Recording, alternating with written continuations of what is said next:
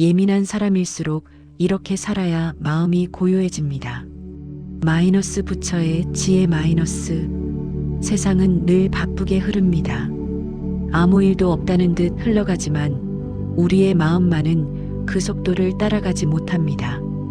특히 남들보다 더 많이 보고 더 많이 느끼고 더 오래 생각하는 사람일수록 세상은 조금 버겁습니다.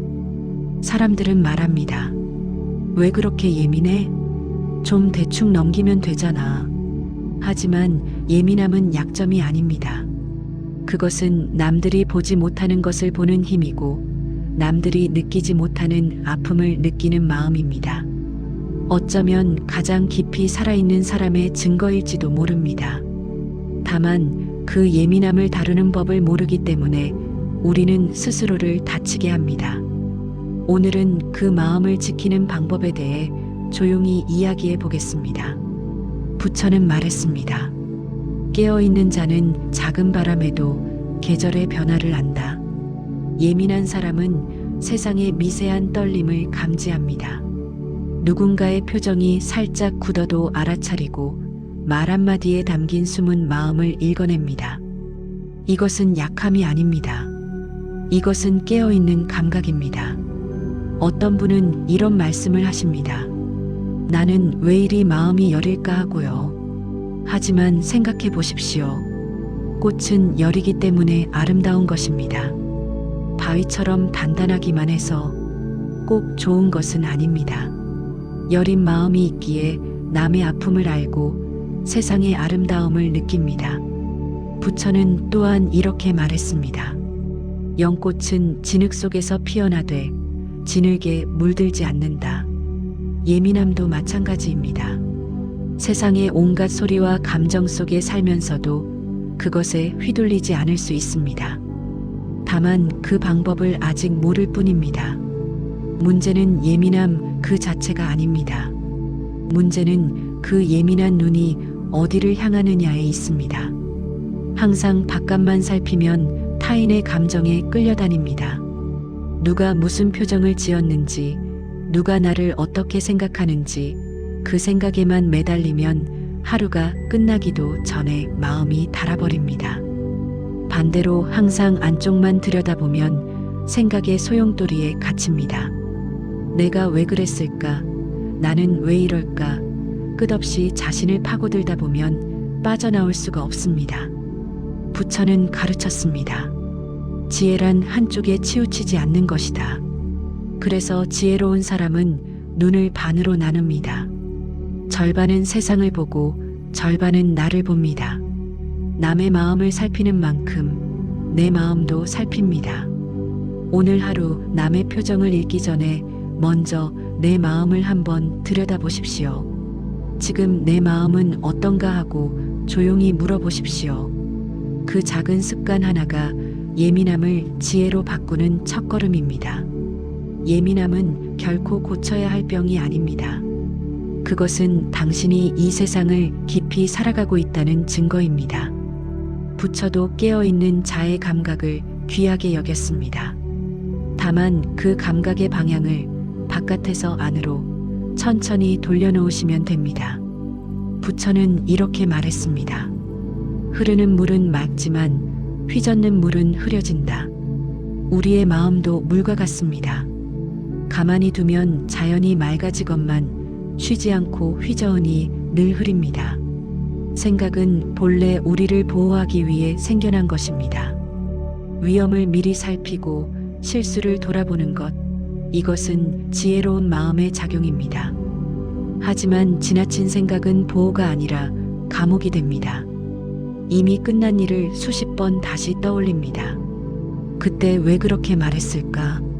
다르게 행동했으면 어땠을까? 아무리 되돌아봐도 이미 지나간 일인데 마음은 아직도 그 자리에 서 있습니다. 오지도 않은 미래를 수백 번 걱정합니다. 내일 혹시 무슨 일이 생기면 어쩌지? 이 선택이 잘못된 것은 아닐까? 아직 일어나지도 않은 일에 마음이 먼저 지쳐버립니다. 부처는 말했습니다. 과거에 머무르지 말고 미래를 꿈꾸지 말라. 마음을 현재에 집중하라. 이것이 가장 지혜로운 삶의 방식이다. 그런데 이 말이 쉬워 보여도 실천하기는 참 어렵습니다. 생각이라는 것은 우리가 부르지 않아도 저절로 찾아오니까요. 마치 하늘의 구름처럼 밀어낸다고 사라지는 것이 아닙니다. 그래서 부처는 밀어내라고 하지 않았습니다. 그저 알아차리라고 했습니다. 생각이 밀려올 때 억지로 멈추려 하지 마십시오. 그저 한 발짝 물러서서 바라보십시오. 아, 내가 또 생각에 빠졌구나. 이 한마디면 충분합니다. 이것을 부처는 알아차림이라 불렀습니다. 생각을 멈추는 것이 아니라 생각하고 있다는 것을 아는 것입니다. 그 순간 생각과 나 사이에 작은 거리가 생깁니다. 그리고 그 작은 틈으로 평온이 들어옵니다. 비유를 하나 들겠습니다. 강가에 앉아 물을 바라보는 사람을 생각해 보십시오. 물속에 들어가 휩쓸리는 사람은 물의 방향을 알 수 없습니다. 하지만 강가에 가만히 앉아 바라보는 사람은 물이 어디로 흐르는지, 어디가 깊은지 모두 보입니다. 생각도 마찬가지입니다. 생각 속에 빠져 있으면 아무것도 보이지 않습니다. 하지만 한 걸음 물러나 바라보면 내가 무엇을 걱정하고 있는지, 무엇에 매달려 있는지 비로소 보입니다. 부처는 말했습니다. 고요한 마음에서 지혜가 피어난다. 답을 더 찾으려 애쓰기보다 잠시 멈추십시오. 생각을 내려놓는 것이 게으른 것이 아닙니다. 그것이 오히려 가장 현명한 선택입니다. 멈춤 속에서 맑은 마음이 돌아오고 그 맑은 마음이 저절로 길을 보여줄 것입니다. 부처는 말했습니다. 남의 평가에 흔들리는 자는 바람에 흔들리는 촛불과 같다. 예민한 사람의 가장 큰 고통은 타인의 시선입니다. 저 사람이 나를 싫어하면 어떡하지? 내가 혹시 실수한 건 아닐까? 방금 내 말이 이상하게 들린 건 아닐까? 하루 종일 마음은 이런 생각으로 가득 찹니다. 누군가를 만나고 돌아오면 대화를 처음부터 끝까지 복기합니다. 별것 아닌 말 한마디가 며칠씩 마음에 걸립니다. 상대는 이미 잊어버린 말인데 나만 혼자 붙잡고 괴로워합니다. 이런 마음이 쌓이고 쌓이면 결국 모든 사람에게 좋은 사람이 되려고 애를 씁니다.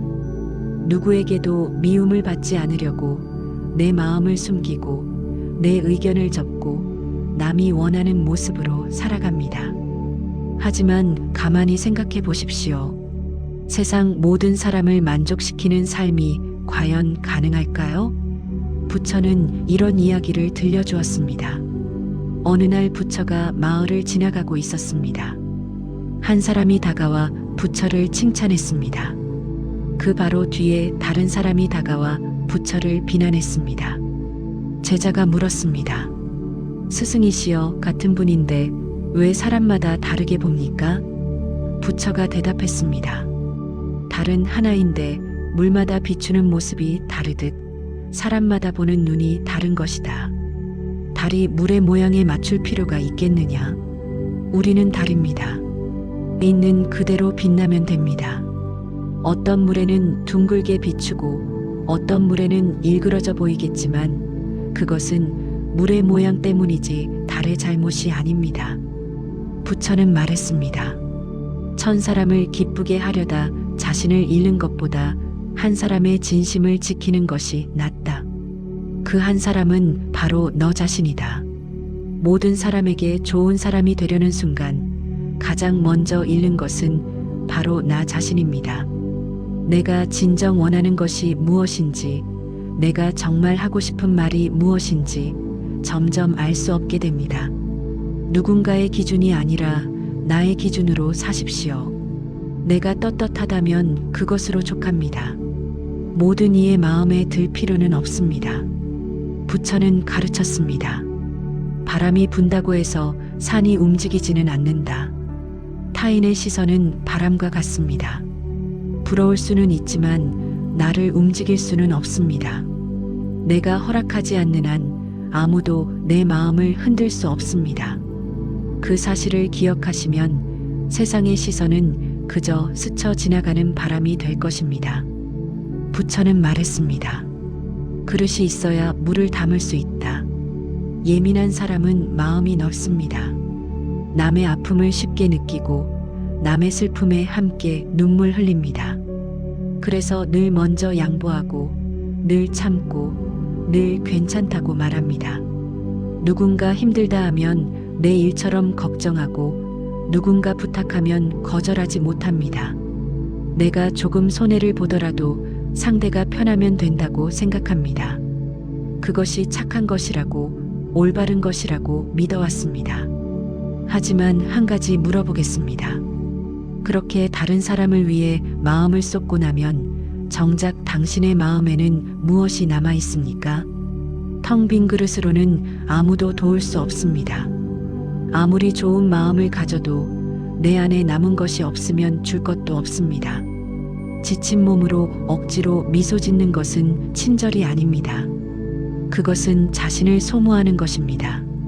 부처는 이렇게도 말했습니다. 자기 자신을 먼저 바르게 세운 다음에 남을 가르쳐라. 그래야 괴로움이 없다. 이 말씀은 이기적으로 살라는 뜻이 아닙니다. 나를 먼저 돌보아야 남도 진심으로 돌볼 수 있다는 뜻입니다. 생각해 보십시오. 비행기에서 산소 마스크가 내려오면 먼저 자신에게 쓰고 나서 옆 사람을 돕습니다. 내가 숨을 쉬지 못하면 누구도 도울 수 없기 때문입니다. 마음도 똑같습니다. 그래서 오늘 이 말을 드립니다. 가끔은 아니요라고 말하십시오. 쉬고 싶으면 쉬십시오. 힘들면 거절하십시오. 모든 부탁을 다 들어줄 필요가 없습니다. 그것은 이기심이 아닙니다. 그것은 자기 보호입니다. 부처는 가르쳤습니다. 울타리가 있는 정원에 꽃이 더 오래 핀다. 마음에도 울타리가 필요합니다. 아무나 들어와 밟고 가게 두어서는 안 됩니다. 내 마음의 정원을 지키는 것은 이기심이 아니라 지혜입니다. 부처는 또 말했습니다. 참된 자비는 자기 자신에게서 시작된다. 남에게만 베풀고 자신에게는 가혹한 것, 그것은 참된 자비가 아닙니다. 나를 아끼고 나를 지키고 나를 먼저 채우십시오. 그래야 그 따뜻함이 오래갑니다. 내가 평안해야 곁에 사람도 평안하게 해줄 수 있습니다. 오늘부터 작은 것 하나만 바꿔보십시오. 누군가 부탁했을 때 대답하기 전에 내 마음부터 물어보십시오. 나는 지금 이것을 할 여유가 있는가? 그 물음 하나가 당신의 마음을 지켜줄 것입니다. 부처는 말했습니다. 천천히 흐르는 물이 가장 맑다. 세상은 점점 빨라지고 있습니다. 모든 것이 빠르게 돌아가고 빠르지 않으면 뒤처지는 것 같은 불안이 밀려옵니다. 하지만 마음이 예민한 사람일수록 이 속도가 버겁습니다. 생각은 이미 빠른데 세상까지 빠르면 마음이 쉴 곳이 없습니다. 마치 빠르게 달리는 기차 안에서 또 다른 기차를 탄 것과 같습니다. 몸도 마음도 어지럽기만 합니다. 부처는 말했습니다. 서두르는 자는 길을 잃고 천천히 걷는 자는 길을 찾는다. 우리는 왜 이토록 서두르는 것일까요? 무엇을 향해 그렇게 달리는 것일까요? 잠시 멈추어 생각해 보면 사실 그렇게 급한 일은 많지 않습니다. 대부분은 스스로 만들어낸 조급함입니다. 그래서 오늘 조금만 천천히 살아보시길 권합니다. 걸을 때 한 걸음 한 걸음 발이 땅에 닿는 느낌을 느껴보십시오. 밥을 먹을 때 한 숟갈 한 숟갈 천천히 씹어 보십시오. 하늘을 올려다보며 1분만 가만히 서 계셔 보십시오. 아무 일도 일어나지 않습니다. 그런데 이상하게 마음이 가벼워집니다. 그동안 얼마나 바쁘게 살았는지 그 잠깐의 느림이 비로소 알려줍니다. 부처는 이런 이야기를 했습니다. 한 제자가 부처에게 물었습니다. 스승이시여, 어떻게 하면 마음의 평화를 얻을 수 있습니까? 부처가 대답했습니다. 차 한 잔을 마셔라. 다만 차를 마실 때 오직 차만 마셔라. 제자가 어리둥절해하자 부처가 말했습니다. 너는 차를 마시면서 내일 걱정을 하고 밥을 먹으면서 어제 일을 생각한다. 몸은 여기 있는데 마음은 늘 다른 곳에 있으니 어찌 평화가 있겠느냐. 이것이 바로 느림의 지혜입니다. 느리게 산다는 것은 게으르게 산다는 뜻이 아닙니다. 지금 이 순간에 온전히 머문다는 뜻입니다. 밥을 먹을 때는 밥만 먹고, 걸을 때는 걷기만 하고, 쉴 때는 온전히 쉬는 것. 그것이 부처가 말한 가장 깊은 수행입니다. 부처는 말했습니다. 지금 이 순간을 놓치면 삶 전체를 놓치는 것이다.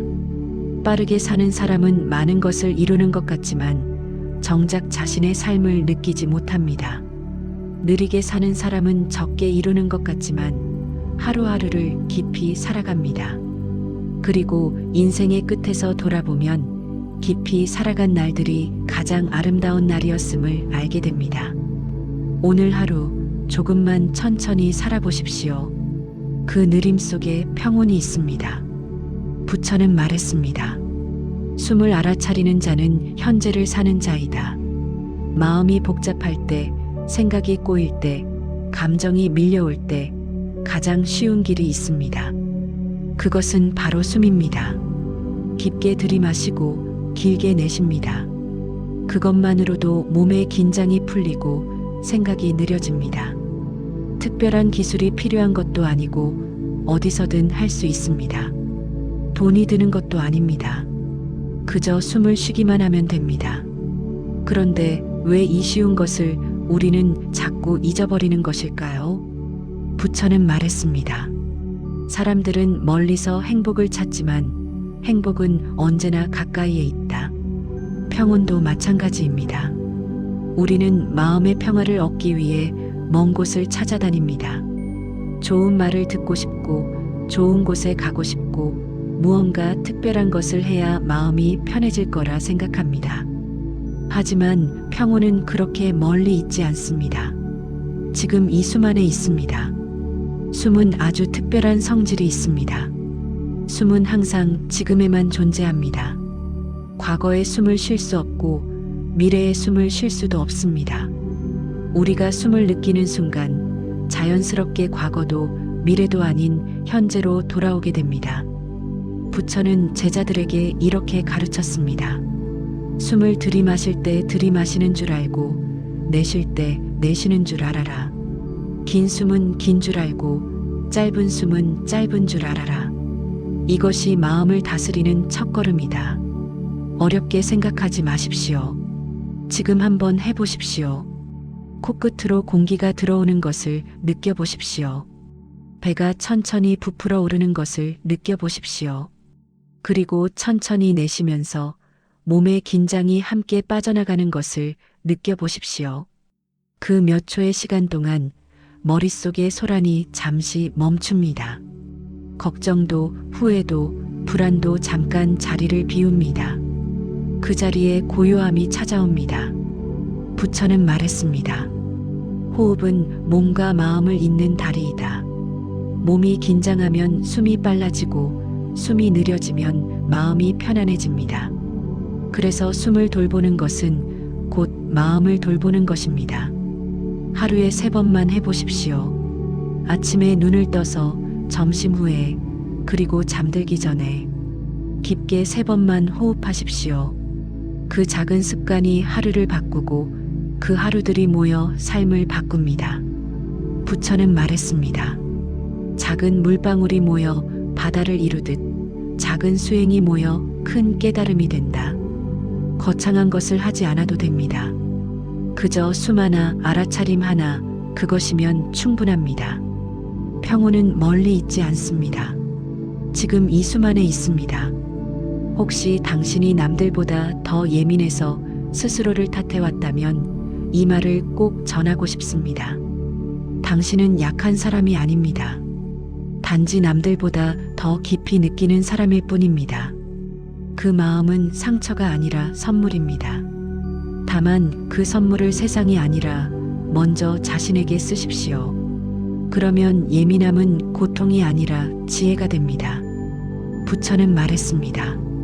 자기 자신을 등불로 삼고 자기 자신을 귀처로 삼아라. 당신의 마음이 곧 등불입니다.